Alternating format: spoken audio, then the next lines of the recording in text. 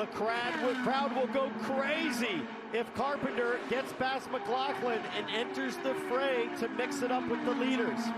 Pace last lap, 2:20 for Palou. The pace is not super high, but they're not going super slow either like earlier in the race. So the guy, Carpenter's got a fast car, Pagenaud's got a fast car. We got plenty of laps for these guys now to set something up. Take a look at the left-hand side. You see Rosenquist actually leads with Sato second. It's been a long time, Dave, since they pitted, but if a yellow came and there was a red flag, maybe they'd have a chance. What do you know?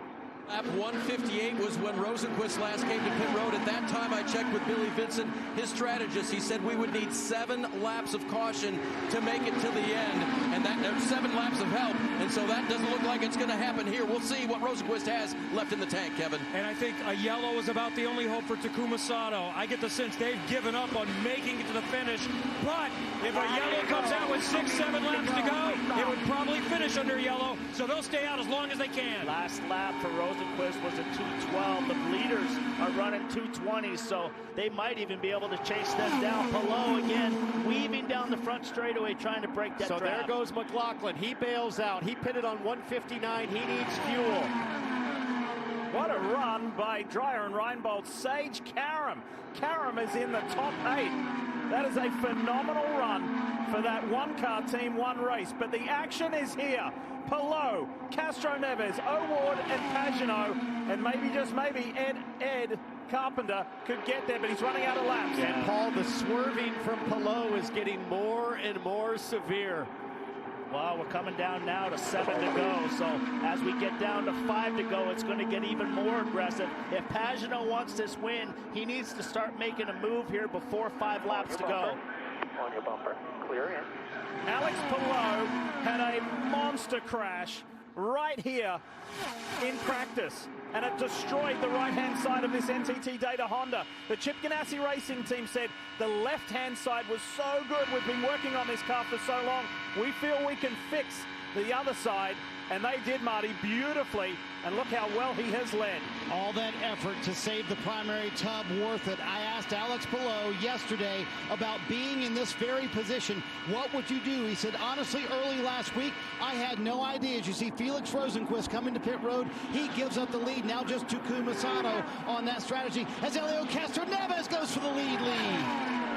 I think this is exactly where you want to be now if you're Palou, Townsend. I think you want to sit here until 2 laps to go. Yeah. Let Castro Neves tow you around and set it up. See what his moves are going to be. See how he's going to play the last lap, and then you make the move. The problem, though, Paul, is it was a lot easier for Palou to make a pass 10 laps ago. The tires now well worn, so we'll see how much harder it is. Palou looks to have no trouble, though, as he gets a run off of turn 4. Got a lap cars now. They're starting to come up on Scott McLaughlin. It's going to be a lap car scenario, so that could play a factor as well. Do they put McLaughlin in the mix to try to help Pagenaud back this field up? You saw Takuma Sato. He's out. He had to bail out, go to pit lane for a splash and go, so it is pure up front. The fastest 5 cars will determine the winner. Cars, the 105th run. Here we go. Cars coming out of the pit lane. Rosenquist now just came out of the pit lane on fresh tires. He won't want to go down a lap either. So he's a teammate to O'Ward. Rosenquist is in a position to potentially help and serve as a pick almost for Pato O'Ward. 5 laps to go. Back, look at your outside. Here comes Palou. We got team cars up there that could help their teammates win the biggest race in the world. Will they be a factor in this? And these are the 2 guys that you're looking at here. Felix Rosenquist once drove this number 10 car just a year ago. He left Ganassi to go Arrow McLaren SP, and in to one of the most famous teams in IndyCar comes Alex Palou. He's wrestling, arm wrestling at 220 miles an hour, a 3-time champion, and in only his 2nd Indianapolis 500, he himself looks like a veteran.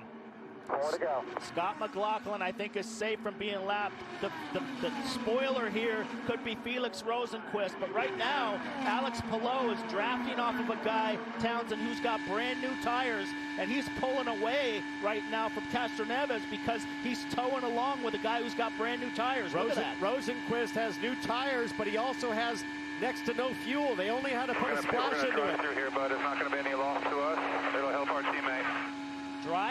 for Rosenqvist for a penalty, so he's going to get taken out of the mix. Must have been speeding on pit road as you get a great view of that mission on board. He dives for pit road. There goes Palou.